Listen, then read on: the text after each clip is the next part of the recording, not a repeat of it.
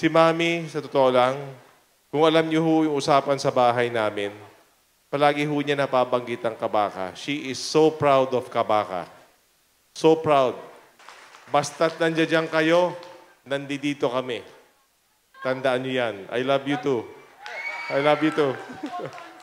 Tandaan niyo yan. Kayo ang nagbibigay inspirasyon sa akin sa paglilingkod dahil meron akong pagtiwala sa inyo.